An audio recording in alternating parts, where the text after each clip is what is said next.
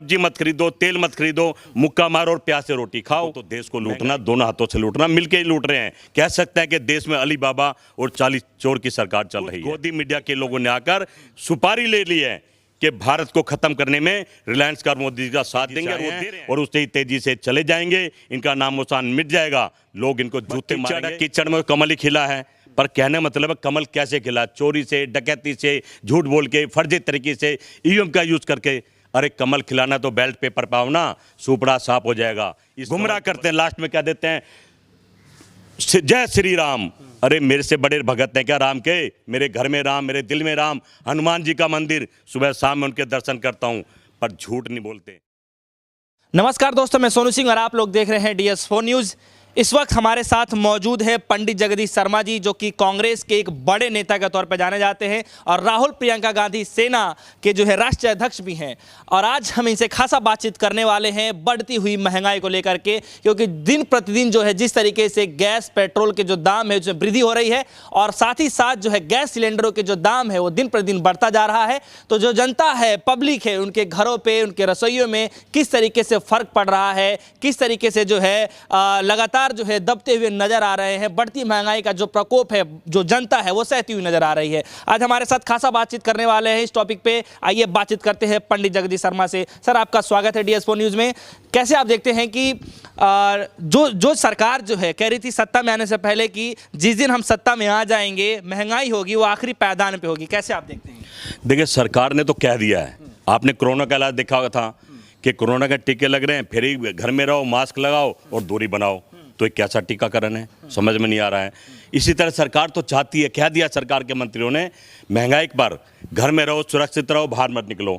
जब आप बाहर नहीं जाएंगे तो आपका डीजल पेट्रोल भी खर्च नहीं हुआ। उन्होंने कह दिया पैदल घूमो, बाई रोड चलो, क्या जरूरत है लेने की मोटर गाड़ी या कार में या उसमें जाने की। तो सरकार का सीधा सीधा फंडा है कि आप घर में रहोगे तो महंगाई से बच जाओगे। उनके पास कोई विचार नहीं है, कोई समाधान नहीं है। ये समस्या बहुत भयंकर है, देश में घर घर में है और अब तो बीजेपी के नेताओं के घर में भी पहुंच गई है, क्योंकि वो भी अन्न खाते हैं, रोटी खाते हैं, गैस लेते हैं, पेट्रोल खरीदते हैं, डीजल खरीदते हैं। इनके पास कोई समाधान नहीं है। अभी इनके जो मंत्री है धर्मेंद्र प्रधान जी ने सऊदी अरब के मंत्रियों को लिखा और कहा कि भाई आप किसी तरह से ये पेट्रोल कम करिए। तो उन्होंने साफ साफ कह दिया, हम क्या काम करें, हमने आपको 16 रुपये बैरल दिया, आपने अपनी जनता को तो भी फ़ायदा नहीं पहुंचाया। रिकॉर्ड के साथ बोला उन्होंने। और इतना स्टॉक था इनके पास, इतना स्टॉक है 1 साल तक चला सकते थे, पर नहीं, इनको लूट चाहिए, पैसा चाहिए। सही बात तो ये कि हर चीज़ से पैसा ले रहे हैं। आप क्रेडिट कार्ड बनाओ, इसमें अगर वो 3 बार पैसा निकाल ले तो पैसा, पहले कहते थे डिजिटल इंडिया से कोई पैसा नहीं। ये वो सब स्कीम लाए जिससे देश के लोगों को लूटा जा सके, और दोनों हाथों से लूट रहे हैं। फर्क है मनमोहन सिंह जी में और मोदी जी में। मनमोहन सिंह जी जब कच्चा तेल खरीद के 120 रुपये लीटर खरीदा, अपने देश के लोगों के लिए 60-65 रुपये लीटर दिया, जिन दोनों में महंगाई डायन थी। और आज जब डायन विकास बन गई है तो उनके तरीके बदल गए हैं। कह रहे हैं घर से बाहर मत निकलो, रोटी मतलब सब्जी मत खरीदो, तेल मत खरीदो, मुक्का मारो और प्याज से रोटी खाओ। महंगाई कहाँ रहेगी? कहीं नहीं रहेगी। लेकिन पंडित जगदीश शर्मा जी, एक सवाल है मेरा आपसे कि बार बार जो है कहीं भी चाहे चुनाव चल रहा होता है या फिर जनता को कभी भी संबोधित करना होता है तो खुद हमारे देश के प्रधानमंत्री मोदी जी जो हैं इस चीज़ को बार बार काउंटिंग करा रहे होते हैं कि हमने करीब 9 करोड़ जो महिलाएं हैं उनके घरों में हमने LPG के कनेक्शन दिए हैं, गैस सिलेंडर पहुँचाए हैं। उसके बाद जो जिसके घर में बिजली नहीं था हमने बिजली भी दी है। पहले 2G का ज़माना था, 5G हम ला करके दे रहे हैं। तो इतना सब कुछ बार बार करा रहे हैं, उसके बाद देखा जा रहा है जैसे आप बोल रहे हैं कि डिजिटल इंडिया के तहत ऐसे हमें से झेलना पड़ रहा है और लोगों को गैस सिलेंडर देने के बावजूद भी जो उनके पास पैसा नहीं है इस समय कि वो गैस डला सकें। कैसे देखते हैं? देखिए, 2G ने 5G ने देश को लूटा और उनके साथ मिलकर लूटा। अब ये जो बात कर रहे हैं, मैं देख रहा था प्रधानमंत्री जी अपनी बंगाल की सभा में बोल रहे हैं कि महंगाई कम करेंगे, रोजगार देंगे, और जिस तरह के लोभ लुभावने वाले दीदी दीदी करके बात कर रहे हैं, सही मायने में वह दीदी वर्सेस दादा कर दिया है। दादा समझते हैं ना आप? ये कहीं भारत माँ के बेटे नहीं बने, गंगा का बेटा, जमुना का बेटा, आप दादा बन गए। मिथुन चक्रवर्ती को ले छुटे हुए कारतूस को। कुल मिला के इनको देश की जनता को गुमराह करना है, झूठ बोलना है, जोर जोर से बोलना है। प्रधानमंत्री जी को शोभा नहीं देता कि इतने बड़े नेता होकर झूठ बोलें। इन सबसे बचना चाहिए, दूरी बनानी चाहिए। और मैं समझता हूँ इस सरकार को फ़र्क नहीं पड़ता, देश की जनता मरे तो मरे, चाहे कहीं भी जाए, इनको तो देश को लूटना, दोनों हाथों से लूटना, मिलके ही लूट रहे हैं। कह सकते हैं कि देश में अली बाबा और 40 चोर की सरकार चल रही है। लेकिन पंडित जगदीश शर्मा जी, अभी की जो स्थिति है, जो माहौल है, देखने को मिल रहा है कि किसान जो है लगभग जो है 105 दिन हो गए हैं धरना प्रदर्शन कर रहे हैं, सरकार से लगातार गुहार कर रहे हैं कि जो 3 कृषि कानून बिल लाए गए हैं उनको वापस कराया जाए, एमएसपी के लिए जो है बिल पारित किया जाए। तो फिलहाल उनकी लड़ाई जो है संघर्ष से चल रही है। उसके बीच में जो है अब देखा यह जा रहा है कि बंगाल चुनाव को लेकर के जो है सरगर्मियां जो है दिन प्रतिदिन बढ़ती जा रही है। जैसे आप बात कर रहे हैं कि दादा वर्सेस लड़ाई हो रही, दीदी की लड़ाई चल रही है, तो कैसे आप देख रहे हैं कि जो ब्लैक कोबरा की बातचीत की जा रही है मिथुन चक्रवर्ती की तरफ से, कैसे देखते हैं आप? देखिए, मैं समझता हूँ बंगाल के लोग बहुत समझदार हैं। उन्होंने देख लिया कि भारत का पतन और भारत का नुकसान और भारत को कैसे दोनों हाथ से लूटा जा रहा है। वहाँ की जनता जवाब देगी, वहाँ का किसान जवाब देगा, वहाँ का मजदूर, व्यापारी, महिला सब जवाब देंगे। ये किसी भी स्टेट में किसी की मदद नहीं कर पाए हैं। महिला के साथ बलात्कार उत्तर प्रदेश में देखे जा सकते हैं, अपहरण के मुकदमे देखे जा सकते हैं। और जहाँ जहाँ इनकी सरकार है, महंगाई तो किसी से छिपी नहीं है। जो डायन होती थी आज विकास का रूप ले लिया है। साफ हाथ उठा लिए हैं कि हमारे बस की कुछ नहीं है, आप हमें जिताओ।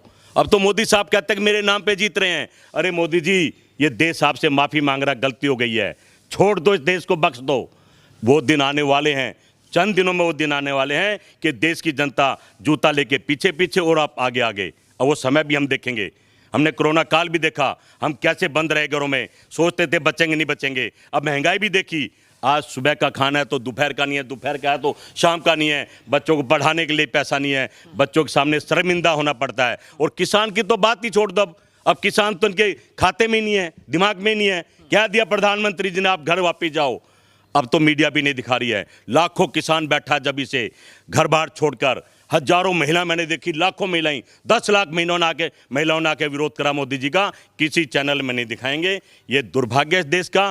कुछ गोदी मीडिया के लोगों ने आकर सुपारी ले ली है कि भारत को खत्म करने में रिलायंस का मोदी जी का साथ देंगे, और वो दे रहे हैं और जबरदस्त दे रहे हैं। इतिहास में उनका नाम लिखा जाएगा। देश को बर्बाद करने में गोदी मीडिया का भी पूरा योगदान है। आपको क्या लगता है कि जिस तरीके से पूरे जो देश में जो है स्थिति देखने को मिल रही है, किसान सड़कों पे हैं, छात्र सड़कों पे है, हैशटैग ट्रेंडिंग चलाई जा रही है कि मोदी जी रोजगार दीजिए, तो रोजगार, बेरोजगार जो युवा हैं वो भी सड़कों पे हैं, देख सकते हैं। कुछ लोग जो हैं अब नौकरियां छोड़ चुके हैं। तो तमाम इस सब चीज़ को देखने के बावजूद भी जो है खुद प्रधानमंत्री मोदी जी जा करके वहाँ पे फिर से लुभावने वादे कर रहे हैं कि 2 करोड़ लोगों को रोजगार दिया जाएगा। पिछले बार में भी किया गया था। तो कैसे आप पूरा चीज़ को देख रहे हैं? क्या इस बार की जनता है कुछ समझ पा रही है इस बार? मैं समझता हूं इस सरकार को तो शर्म नहीं आ रही है, लेकिन अब लोग शर्माने लगते हैं। जब भी सुबह टीवी देखो तो मोदी जी के दर्शन, अब तो लोग कहते हैं शनि महाराज के दर्शन होंगे, पता नहीं दिन भी कैसा जाएगा। अब समझ में नहीं आ रही मोदी जी को, या तो उनके नेता या उनके कार्यकर्ता उनको बताते नहीं है कि देश आपसे परेशान हो चुका है। हम 24 घंटे टीवी पे मत आया करो, ये टीवी की बीमारी से दूर निकलो, कुछ काम करो, कुछ वादे जो पूरे करते वो पूरे करो। आज देश बद से बदतर स्थिति में चला गया है। और मैं समझता हूँ अगर ये 1 साल और इस तरह रहा तो हालात बहुत ख़राब हो जाएंगे। चोरी डकैती मुकदमे ये तो चल ही रहे हैं और बुरा हाल है, क्योंकि पेट तो भरना है, बच्चों को रोटी तो खिलानी है। आदमी क्या करेगा? यही करेगा। इस सरकार को समझ में नहीं आ रहा है। ये कहना है कि इस बार भी कमल खिलेगा बंगाल में। बस कीचड़ है, कीचड़ में कमल ही खिला है। पर कहने मतलब है कमल कैसे खिला? चोरी से, डकैती से, झूठ बोल के, फर्जी तरीके से, ईवीएम का यूज करके। अरे कमल खिलाना तो बैलेट पेपर पाओ ना, सुपड़ा साफ हो जाएगा। इस कमल को बदनाम मत करो, इस फूल को बदनाम मत करो। ऐसा ना हो कि फूल की नफरत ही हो जाए। हमारे देश में तरह तरह के फूल खिलते हैं, इसी तरह तरह तरह के हमारे देश में लोग हैं। हिंदू है, मुसलमान है, सिख है, ईसाई है, पारसी, पता नहीं कितने धर्म हैं, जब मिलकर भारत बना है। पर ये लोग तो कब्जा करना चाहते हैं, हिंदू मुसलमान को लड़ाना चाहते हैं, अपने सिख भाइयों से जाटों को लड़ाना चाहते हैं, धर्म जाति की राजनीति कर रहे हैं। उन्होंने कर दिया, गुमराह करते हैं। लास्ट में कह देते हैं जय श्री राम। अरे मेरे से बड़े भगत हैं क्या राम के? मेरे घर में राम, मेरे दिल में राम। हनुमान जी का मंदिर, सुबह शाम में उनके दर्शन करता हूँ।